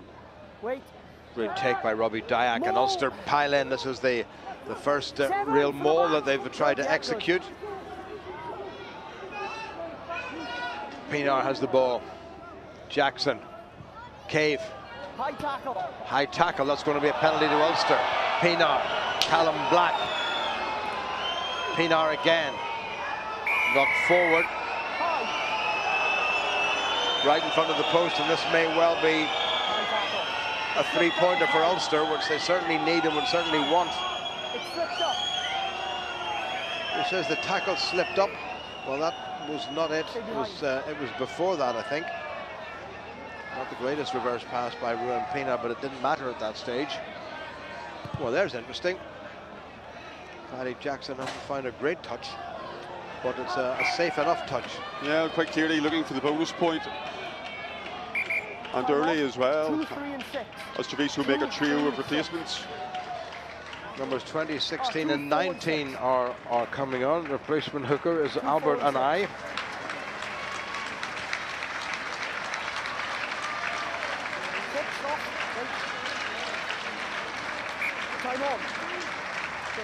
And Marco Fusser, the Italian international, is coming on wearing number 19. More of that in a moment. Ulster have secured the ball, but Treviso has made it difficult for them. Here goes Pienaar into Olding, who took a fair old thump there, but he's made it available. Quicker ball from Ulster. Pienaar, Darren Cave. Dan Toohey's move wide. It's Rory Best doing a fair impression of a Craig Gilroy spiral. Pienaar again. Toohey. Good solid defending by Treviso. And Ulster lost the ball. No, they haven't. Pienaar gets it away. Ludick. Nice little bit of footwork, but good covering by the Treviso defence. Pienaar again. Got it away and no more. Bronson Ross supports Dan Toohey. Pienaar on the narrow side. Gilroy. Clive Ross. Pienaar again. Toohey. Oh, nicely done to Bronson Ross. Good carry by the replacement prop. Pienaar. Jackson. Offside, yeah? Rory Best. Treviso offside. Pienaar. Jackson. Olding. That was not a tackle at all. That was Christie straight in with his shoulder. But Olding's ridden it well. And back for the penalty to go. And really, should they be taking these 3 points? It's a difficult one. You can see the context of why they would, to increase the aggregate between the two teams. But I think Ulster are comfortable with ball in hand. They're comfortable playing in the Treviso 22, and they fancy their chances of getting that 4th try. Do have to give Treviso credit though, Jim. Their defence of the maul that Ulster have tried to launch off the last 2 line-outs has been exemplary. Also, the midfield defence is good, but the difference that Ulster make whenever they actually take the ball going forward and across the gain line is game-changing. What we see on occasions are that the man receives the ball statically. Whenever we can get across the gain line with that ship pass, 1 out, it makes the game so much easier. Well, as Rory Best uses the towel just down below us, wearing the number 23 bib, is Jared Payne. Hold. Taken quickly by Pienaar, inside to Wilson. What a clever little set-piece move, very nearly worked, still might work. Dyack absolutely ambushed on his own there, didn't have a soul to help him. Ulster's ball still. Rory Best. Ulster still within touching distance of the Treviso line. Callum Black tries to bore under the attackers. Narrow side by Pienaar. Nobody outside Tommy Bowe. And he holds up his hand and apologises to Rory Best. Dear, oh dear, oh dear. Frustrating afternoon for Tommy Bowe. Treviso line out. 10 minutes played in the second half. Still 24-7 to Ulster. See replacement hooker. Quickly back on the Treviso side. Dean Budd. Tackled by Dyack. Christie, the try scorer. Well gathered by Bowe. Ludick. Bit of width on a good pass by Ludick. Gilroy. Nice little show by Gilroy. He's got away from 1 and then 2. Good work by Gilroy. Quicker ball now for Ulster. Pienaar. Jackson. O'Connor right on the line. Spilled it. Fundamental errors there. Good chance now. This advantage is over. Zani, the captain, decides not to give it. Good covering tackle by Callum Black. Gorey. Chance now for Treviso. They have men wide. That's the replacement back row forward. Minto, who's back on again. Still there. That was a missed tackle by Ulster. Gorey caught on the narrow side. Green 16. Matteo Zanuso. Green 16, showing the side. Penalty against the replacement hooker of Treviso for coming in the side. Treviso still looking very dangerous, Tony. Yes, they are, Jim, but again, Ulster basically making a road for their own bag. With twice now we've seen a lack of sympathy with ball in hand, forcing passes. On that occasion it was Paddy Jackson trying to play a short ball down in the corner, but the rate of knots at which the ball was travelling would have made it very difficult for anybody to catch, never mind the second row forward. Ulster's defence is standing up, but again, it's having sympathy with the ball, it's having the ability just to hold on to it, go round the corner, through the phases, suck in the defence as they did in the first half. It's quite clearly shown that after they've done that on a number of occasions, the Treviso defence is there to be taken apart, and that's what they have to concentrate on. Jared Payne has stripped off the bib, and he'll be coming on, and he will be wearing number 23. And Ruan Pienaar yet again takes over the kicking the touch role from Paddy Jackson and puts a pretty decent kick in, and it's going to be Ulster's line-out. 12 minutes played. Sub 13. And as Darren Cave is coming off to make way for Jared Payne. So for the first time in what seems like ages, Jared Payne, who got his first cap for Ireland, having served 3 years of residency against Australia in the November International. This is his first appearance since then. Mal O'Connor just couldn't quite make it there. I think Ulster maybe in the middle of that lineup, missing the considerable presence of Franco van der Merwe. Knocked on by Treviso. Tui snapped it up, so there may be a chance of something for Ulster here. Well, they're making heavy weather of it between Dyack and Wilson, but Dyack's made the ground.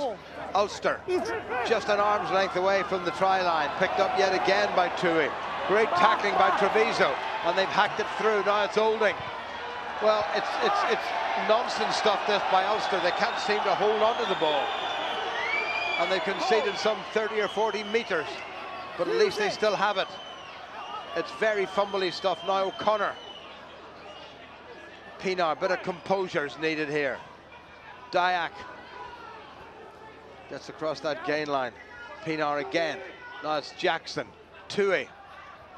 Checked. Needs a bit of help. Pienaar. Thought about the pass. That's not a bad one at all. That's out wide. Back inside to Louis Ludick, who gets away. Rory Best is in support. Here come Ulster again. Jackson. Well, was that knocked forward? Not so, says the referee. Yes, he does. Clive Ross's hand just let him down there and let Ulster down. And it's going to be a scrum to Treviso. It's all, I know it's getting very cold down there. It's not terribly warm up here, but we're not trying to handle a ball, of course. But there's a lot of fumbly fingers going on out there, aren't there? It's getting very broken down, Jim. Broken play.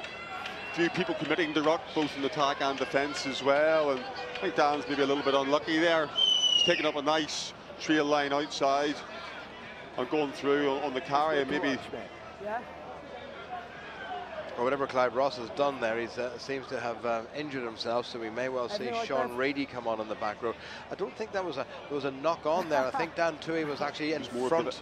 It was in front when the final little tip pass was made. So Tui's having a word with Gareth Robinson and David Irwin. But again, it just goes back to that composure that we talked about.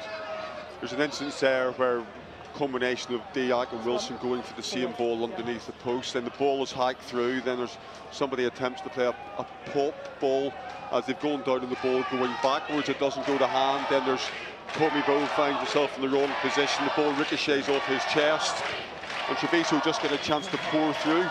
Well, also did very well to maintain the ball, but again it's just showing composure inside that red zone, making sure that they pick up points whenever they're there. Time on, it's gone forward off right to green scrum. So it went forward there from Clive Ross, who took an absolute rib tickler of a tackle from the Treviso replacement hooker, Albert Anai. And can I say wait? Back. Eduardo Gorey has a little glance over his shoulder to see where his back division are deployed. There's an even split. There's 3 on one side and 3 on the other. On this, the near side, they've got Christie and they've got Campagnero, and they have Andrea Praticetti. Keep back up. Small. Keep it small. No, just keep it as it is. First scrum then of this game for Bronson Ross, the replacement Ulster tight head. Just hope that Vian Herbs hasn't done anything more than maybe just a little tweak to that hamstring. Bind. Set. Penalty against Ross straight away. 18 straight down. Well, Ben Whitehouse said 18 straight down. Silly penalty to give away. No need for it.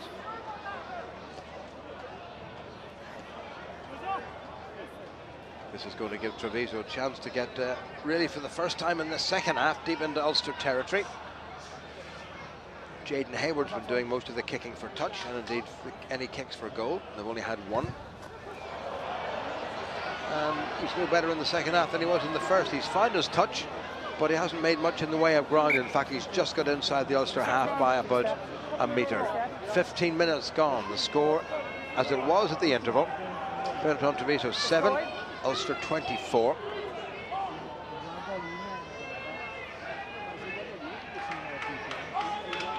Six men in the Treviso lineout. Well won, Gorey. Good pass, Christie. Oh, huge gap there. Absolute mess in the middle of the park, and this could be very interesting. Good covering by Ulster and by Tommy Bowe. But Treviso still on the front foot. Major gap in the middle of the park. Paddy Jackson might have been playing in the inside centre position there for some reason, with Stuart holding at 10.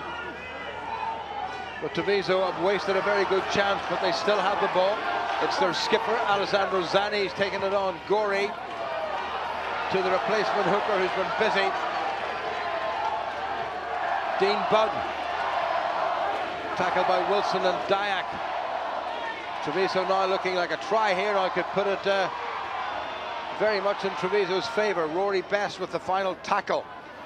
Slow ball, but Treviso have got it. Gorey, Hayward trying to weave his way through. Bronson Ross was the tackler. Gorey again back inside. Good Ulster defending, and they have to defend well here. Campanero got away from the first tackle. And again they go on this narrow side, and again as Hayward gets it away to Budd, who got 3 tries at Ravenhill, looking for one here. Pick up and drive yet again by Treviso. They're very close. Ben Whitehouse is having a seriously good look, and the try is given, and Benetton Treviso are back in this game with a vengeance. Also just failed to get off the line, Jim, time after time there, putting no pressure on the ball carrier. Treviso just resorting to picking, going round the corner with runners off 9, and also sat and waited for them. And that score was going to come if you defend like that. You must get off the line and knock the opposition down by sitting back and letting these big men run at you. Once you concede the gain line, you're going to be in trouble. Well, from one end to the other, Ulster blew a chance of a bonus point try, and now they've conceded their second try. It was the short pick-up and drive and the spiral round. And the try was given. It was one of the backs initially took it forward. I think it might be Minto who's got over the line. But again, it all started with a shocking bit of midfield defence. Busted straight wide open, and only a great covering tackle by Tommy Bowe on that occasion kept Treviso out, but they weren't to be denied. Well, from 24-0 up, Ulster are now 24-12 up with a conversion to come. And Treviso have gradually done the right thing and scored either side of the interval, although it took them some 16 minutes in the second half. This is Hayward. Oh, he struck that nicely. That's going to carry, you know. What a good kick by Hayward, and what a real crowd pleaser that is. So from 24 points up to 10 up, it's all looking very different, and Ulster need just to sharpen themselves up, because this second half they have been very, very sloppy. Ulster have endeavoured to play the game in the Treviso half, but the lack of points, failure to accrue any, hopefully will not come back to cost them. Well, a rejuvenated Treviso take the restart kick, and they make a lot of ground. Esposito right into the heart of the Ulster defence. Look at the men in green and white they have. It's a rare spill, and Tommy Bowe tries to scoop it in. 2 knock-ons. And Ulster will get the put into the scrummage. But without the regular tight head, Vian Herbst, one worries about the Ulster scrum now. Tommy Bowe, apart from that try, nothing really has gone his way today. In fact, nothing much has gone his way all season. Lewis Stevenson is warming up, and one suspected Alan O'Connor will be the man to come off, and Lewis Stevenson will be certainly relishing this chance. Let's go. Max here. That batch of 3 Treviso forwards, Jim, that they brought on 5-10 minutes ago have certainly brought some pace, some aggression, some ball carrying ability as well, and really looking as if they're starting to turn Treviso's fortunes around in this game. Well, they brought on 2 Italian internationals in Marco Fusser and Francesco Minto, and they really have made a big difference. Ulster need a score of any kind now, just to steady the ship. When we were all waxing euphoric about bonus points, all of a sudden it's Treviso who've come back into this game, and Ulster will do well with 20 minutes remaining to come away with a victory, which of course is absolutely essential. Again, Ross takes it down on this near side, not altogether his fault. Pienaar, Jackson, Payne straight through. Good to see him back in the park, ball in hand. Pienaar, oh, good run by Pienaar. Just taken down and no more. They need somebody at scrum half, and have Treviso stolen it. Well, that's sloppy stuff by Ulster. Nobody close enough to Ruan Pienaar to make the difference. And again, another try-scoring chance goes a begging from an Ulster perspective. There it is, good. Referee says that's coming back, and this will be a touch-finding kick. And it touched an Ulster player, and it's going to be a Treviso line-out. Good refereeing by Ben Whitehouse. And he said to Luca Morisi, yes, you leave it to me, I can see that. 4 white. Well, 19 minutes remaining. And number 19 coming on for Ulster is Lewis Stevenson, and off goes Alan O'Connor. Is that a bit of a mixed day? On the line, stay on the line. Penalty given against Ulster for dragging down, and that was the stupidest of stupid penalties to give away. You all should be aware of the laws of the game. When a man is in the air, you can't interfere with him. You certainly can't drag him to ground, and in many cases that could have been a yellow card. Absolutely, and also just slow to react there. Treviso read that, got the man in the air quickly at the front, and silly play really. Just your defence. Ulster's defence has stood up reasonably well this afternoon. What they have to do is just back the man beside them, get off the line, Jim. That's the one thing that's weakened in the second half is the line speed. The line speed just isn't there at the minute. And Treviso very much getting a stronger foothold in this game, carrying directly and carrying hard. And they have a sniff of another score. A little word from Matteo Zanuso to his stand-in hooker. 6 men once again in the Treviso lineup. Taken well at the front. Gorey gets it away to Christie. Campagnaro. Good pass out wide to Angelo Esposito, who's pretty quick. And that's gone directly into touch. And also the chance to try and respond. 17 minutes and a wee bit more remaining, and Ulster will be now looking to hang on and get away with the win, and I think any notion of the bonus point will have to be put in the back burner. But it's a game that really should have yielded a bonus point. They blew several chances. It should have, yes, but there's still 20 minutes to go, and hopefully still plenty of opportunities for Ulster to get that bonus point. It's important here that this line-out functions well. Clean ball delivered to Pinar.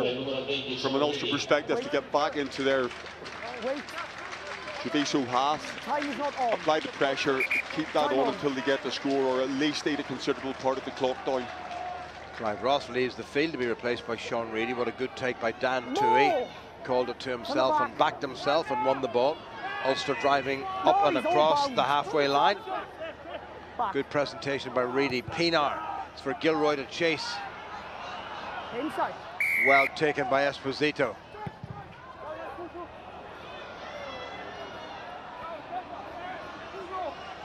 Taken by Jackson, who gets it to Pinar. That's a slight miscue of a feeling. Gorey puts it back inside. Good work to keep it in play. This is Hayward. Does he see a bit of a gap this side? Well gathered by Tommy Bowe. Needs some help. Good movement. Pinar. Jackson. Well, again, he's rather isolated. Not enough Ulster forwards helping him out. Pinar away again. Payne. No way through for Jared Payne. Callum Black bounces off the tackle of Francesco Minto. Jackson. Touched by a Treviso player, gathered in by Esposito. Hayward.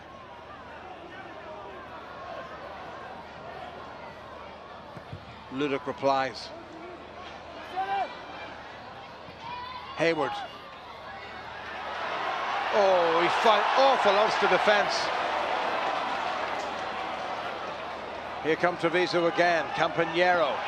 Dean Budd gets it away. Luca Marisi.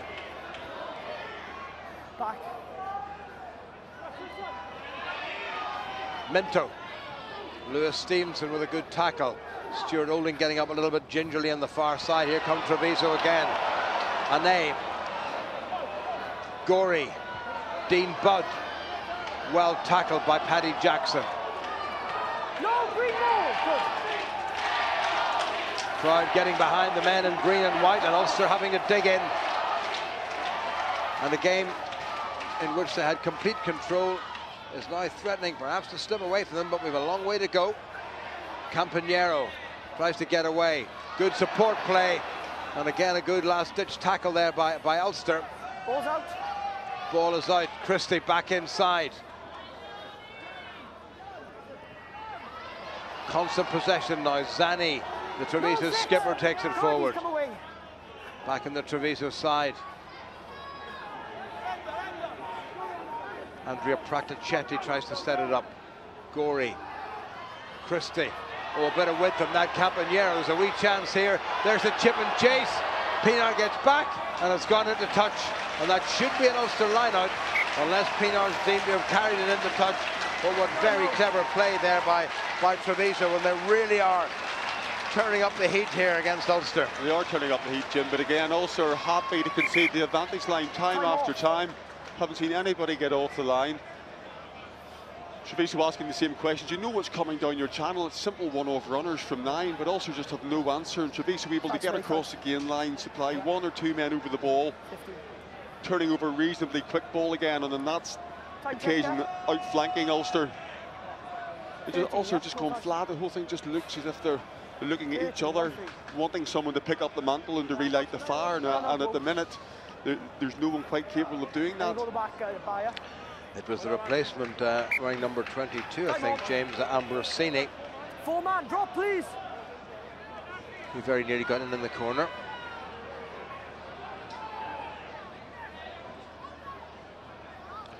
Rob Herring's waiting to come on. In the meantime, Roger Wilson tries to make a little bit of ground. Ulster have got to get themselves away from here, and they've given away a penalty.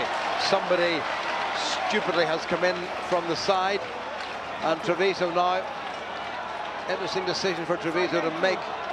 If they go for the points, and Zani has said that he wants the points, that gets them the losing bonus point, and another converted try would draw level, and who knows what could happen after that. Are Ulster blowing this 24-0 up, and you thought, let's just get on the plane home because we've got the game in the bag? Far from it, Tony. Yes, far from it, Jim, indeed. And again, that's just sloppy. It's Roger Wilson this time carrying, and it's just coming in the side, going off your feet at ruck time, and really right in front of the referee. Again, correct decision from an official who's had a very good game, and Ulster once again just making a road for their own back. Well, Jaden Hayward, with more than 12 minutes remaining, and this to make it 17 unanswered points for the home side against an Ulster side who have faded away quite dramatically and quite frighteningly. A little scoop, and that's a good kick, and all of a sudden Ulster need to be looking very much to their mettle, because the gap, having been 24 points, is now down to 7 points. Ulster 17, or Treviso 17 and Ulster 24. Rob Herring's just put his jacket back on, Jim. Maybe the management team have decided that Rory Best's experience out there vital at this stage, just to steady the ship. Taken in by Esposito, and again Ulster's first up tackling is not good.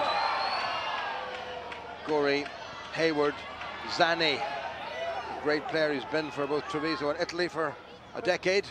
Taken in. Well, hit by Christie. Paddy Jackson gathers. Come away, come away. It's not a bad kick. Roger Wilson is chasing Gorey, gets it away to Hayward, who kicks yet again. Gathered in by Bow. Now Jackson. It's a one-off chase again, though, Jim, isn't it? Yeah, only Tommy Bow, and the kick was a little bit too far. Hayward for the far side. Ludick waits, he's got Gilroy with him. And again, Ulster kick, and again Hayward is well positioned. It's not going to carry over the dead ball line for the 22. And he's found his touch, but it's an Ulster line out. Just 11 minutes remaining. And Ulster, as we said, with the game in the bag, will be happy enough to get away with this one. Yeah, they will be at this point in time. But again, there's still 10 minutes there for Ulster potentially to look for that bonus point. The structure that they had in the first half that was left them, that ability to go through the phases and hold on to the ball.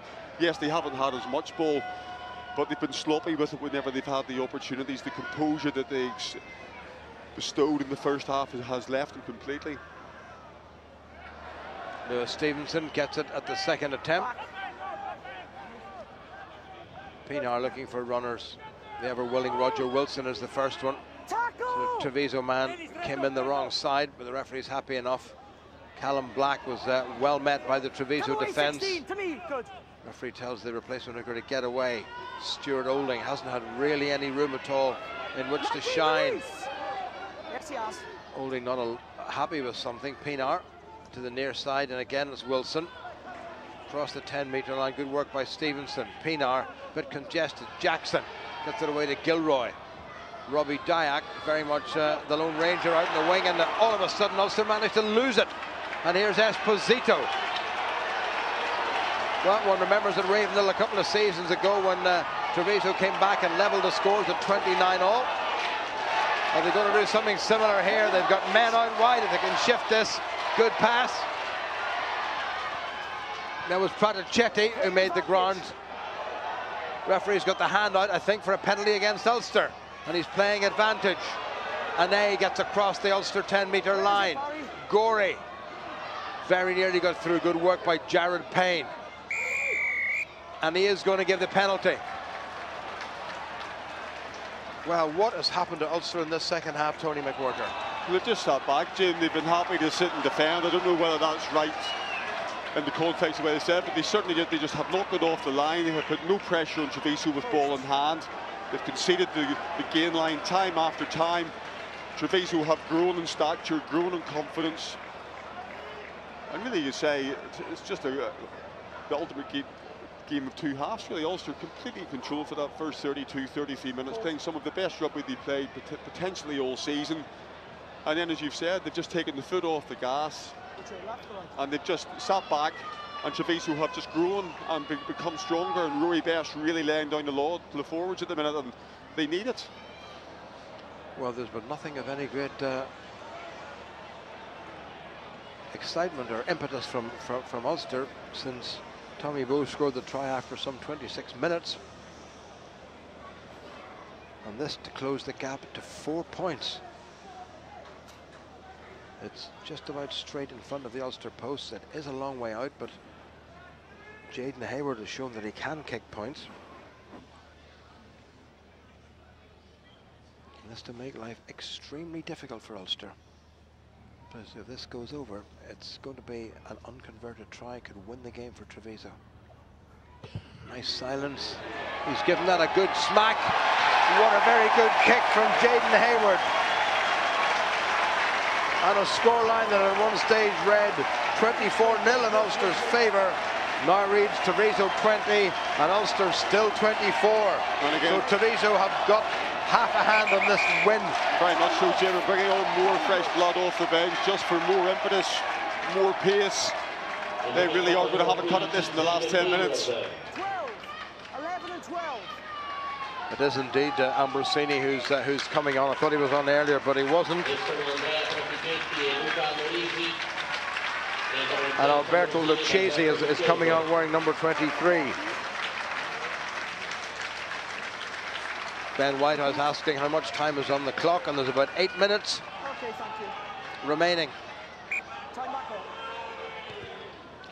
And you know who'll be throwing everything into this. And if it's not Ulster, they could be in trouble. They really have to make this game safe. Here come Treviso.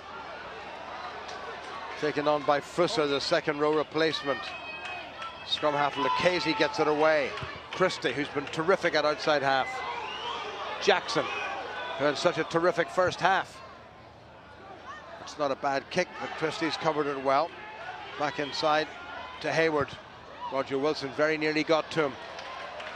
And that's another good clearance kick by Jaden Hayward. A very good buy for this Treviso side. Half of the starting line out, not Italians, but they don't really care.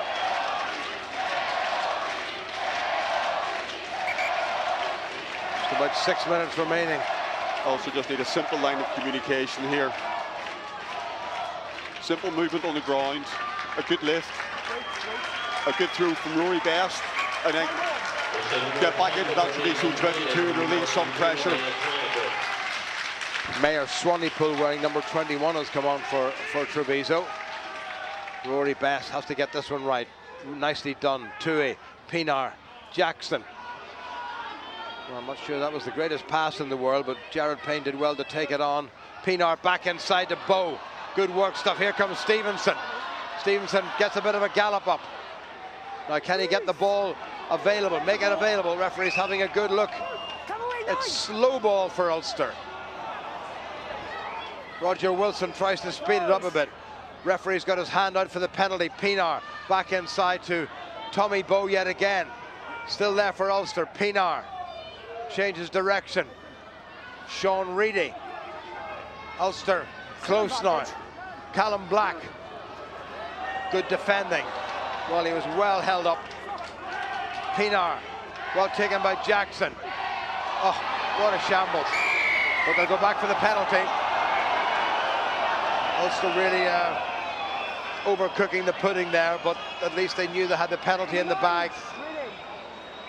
And I don't think at this stage of the game, Tony, there'll be any thoughts of going to the corner. Who knows? They might. Yeah. I think we'll take the 3, Jim. You've got to release him first. You release, then he'll release. I know. Come from the middle. Well, this would increase Ulster's lead to 7 points again. And they are going for the corner. Well, this is a high-risk strategy for Ulster. And Ruan Pienaar puts a very good kick into the corner. That was absolutely superb by Pienaar. So Ulster are taking the courage in both hands. Initially the hands of Rory Best with the throw to try to go for the bonus point win. And certainly the maul hasn't been as effective today for Ulster as it has been during the season. The Treviso defence has been absolutely first rate. And you would imagine it's the maul that they're going to look at here as well to try and prize this fourth try. Step off. 5's the middle. 5's the middle. Touch judge on the far side, Wayne Davis, just making sure that there is a gap. Well, this was the most crucial line out of the game. And it's been knocked forward by Ulster and by Dan Toohey. Oh dear, oh dear. Well, there's no point in Sean Reedy getting involved in something there. Has that gone to touch? Yes, it has. It's going to be an Ulster line out and they have to do it all again. But again, that's maybe the fourth opportunity that's gone a-begging in terms of try scoring. And the simple thing needed to be done simply. Well, I think that's just pretty much summed up the second half display. The simple thing not done well. That looked like actually an underthrow from Rory Best opposed to Dan obviously knocked it on, but a poor throw from Rory on that occasion. Now Ulster again trying to reapply the pressure. Again it's Best, and again it's stolen. And I tell you, Treviso's replacements have been very, very effective. Because that's the second successive line-out Ulster blown. And Treviso will still reckon they're in this game with 3 minutes remaining. Treviso need to be another 60 or 70 metres down the field. And they may well try it from here. Little chip by the replacement outside half, but that's going to be an Ulster line-out. That was not a good kick by Treviso. And I'm really not altogether sure what James Ambrosini thought he was doing there. Because he's given possession back to the men who need to keep the ball for the remaining, what, 3.5 minutes or 2.5 minutes. Just a line out. Just looking down at that little electronic scoreboard away to our right, and at one stage it was beaming at 24-0 for Ulster. Ulster not in any great rush. Callum Black has a word with his skipper Rory Best. Oh, they've lost it again. That's 3 in a row. It's all gone to pot as far as Ulster's concerned. Huge kick. Ludic safe. A bit of space there, all the way back goes Sam Christie. No option really but to kick. Inside is 22, Jared Payne. Don't know he's going to try anything too clever. Just knocked backward very gently by Jaden Hayward. And he finds his touch, and Treviso will have to try to steal another line out, and who's to say they won't? 3 in a row lost by Ulster, Tony. Yeah, 3 in a row, and 3 very simply as well, Jim. Yep.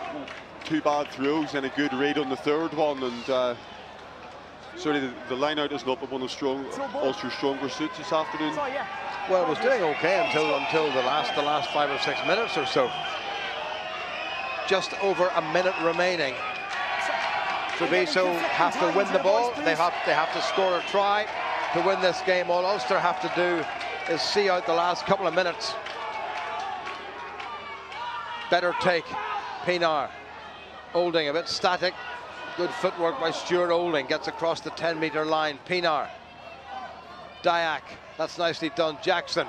Oh, intercepted. Oh, knocked forward. Tantalizingly and agonizingly and frustratingly by Michele Campagnaro, who thought he was home and dry. My goodness, he read that really well.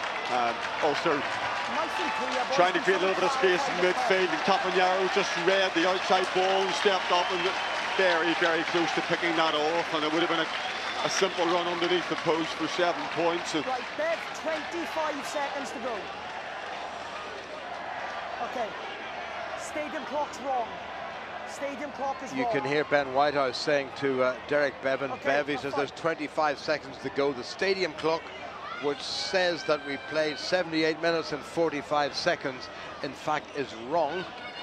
So there's 25 seconds to go, and it's an Ulster scrum, and Rory Best is getting a fairly hefty piece of an ice pack on that sturdy neck of his, but boys, captain. And the wrestler's pedigree, Bullock's not going to be too phased with that.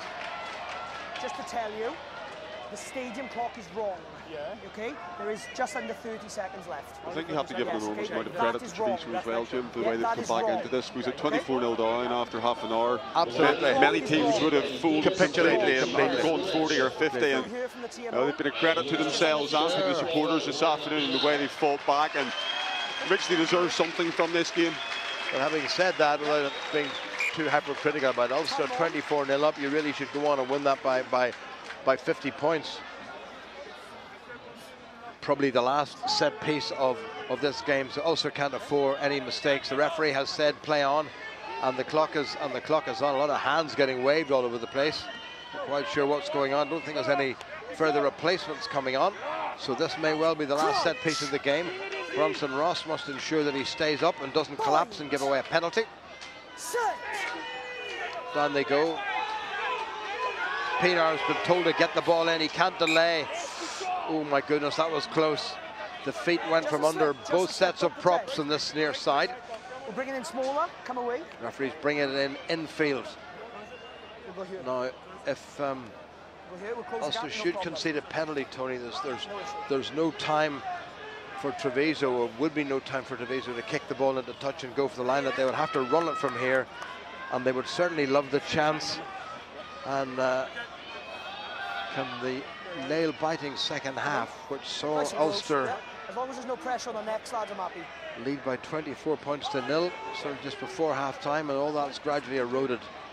4 points between them. One try would do it for this Treviso side, who have come back with a vengeance in the second half. Crouch. Bind. Set. Hold. And Pienaar just keeping a little eye on Paddy Jackson. That's a good Ulster scrum, and they needed a good scrum. Good control. Now it's Wilson with the ball at his feet. Takes it forward. Good driving by Wilson. Support play from Reedy. Pienaar, surely the ball must go into touch. Jackson does exactly that. And the crowd boo. But they should be cheering the great effort in the second half by their own side. And Ulster have got only their second win on the road this season. It looked as if they were going to come away with 5 points. The bonus points seemed to be all but in the bag. And in the end, I think Tony Ulster will be grateful to get away with the 4 points and the much-needed win. Yes, very much so, Jim. The 4 points and the win, as you say. The first half hour, though, will give them a lot of comfort in the way they played. What the coaching staff and the players will worry about is the way that for the last 50 minutes, the composure, all that composure that he showed early on, basically disappeared.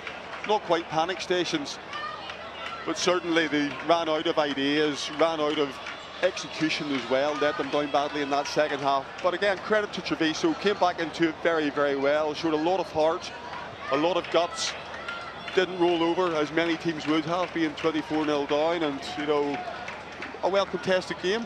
And Treviso have got themselves a valuable bonus point, and from their point of view, they stay ahead of their Italian rival Zebra at the bottom of the Pro 12 table. Ulster don't advance any further. Even with a bonus point, they still would have remained in fifth place. But at least it is a win. There were certain elements of the first half that Ulster will be reasonably happy with. The second half, I think, will be instantly forgettable. There'll be a lot of harsh video analysis once they get back to base before the build-up to Toulon next Friday. A game you can hear with us, incidentally, next Saturday, I should say, on BBC Radio Ulster. Final score here from the Stadio Meningo, very close to call. Benetton Treviso 20 and Ulster 24. Well, Ulster will be breathing a little sigh of relief after that. Ryan, Paddy didn't score a point in the second half. The game of two halves, it really is that story. It was almost as if they put the wrong jerseys on after half-time.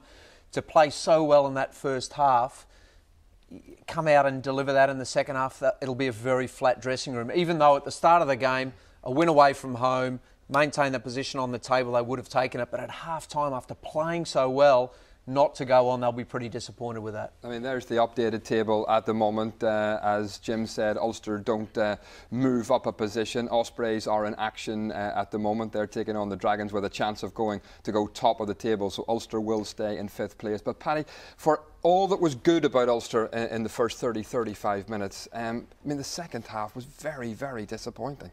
It was. I think the change in momentum came at the end of that first half. Treviso got a score, they got themselves on the board, and it gave them something to go into the dressing rooms with to come out and play for in the second half, and they really did. Also, whenever Ulster turned down the shots at goal to go for that bonus point and Treviso held them out, that would have spurred Treviso on massively. And you know, I don't argue with the intent from Ulster, I just thought they lacked the execution in that second half. That Treviso try, big gaping hole in midfield, really caused the problems there. Yeah, I mean, disappointing because the first half of the defence was very good. Paddy Jackson goes low, he doesn't have any support up high, and you know, fair play to Treviso, they've made the bus. And their breakdown was very good. They were able to get into the green zone and hold on to the ball for numerous amounts of phases, and it wore Ulster's defence down, and they managed to get over for the try here. So, I mean, Treviso certainly came out with something to play for in that second half. You know, we have to give some credit to Treviso. That second half performance was much better than the first half. First half, they were very passive in every aspect of the game. They were soaking tackles, Ulster were getting over the advantage line, they were scrambling back defensively. In the second half, they came out and it was their ball carriers that were getting over the advantage line. They were showing the composure. They had the aggression at the breakdown. That was giving them the platform to really play. And they made the most of it. They're a dangerous enough team. Any team is dangerous when they're getting that quality of possession, and they really enforced their game plan on Ulster. Absolutely. In the second half, if you don't register one penalty from a breakdown where you're holding on to the ball on the ground, it shows the other team was dominating, and Ulster didn't register one, and that shows their intent at the breakdown from Treviso. And you know, that was the story from the second half. Yeah, as you say, that try at the end of the first half gave them some belief and a little bit of a shift in momentum. As a player who's been in the thick of many, many battles, can you explain when that momentum changes, how it can actually affect a team? Because that's obviously what happened to the Ulster second half. It does. You need your leaders to step up there, certainly. I'm not saying there was a lack of leadership there, it was just a lack of composure, I think. Their execution on many of their set pieces was poor. If you saw at the end of that game, I thought the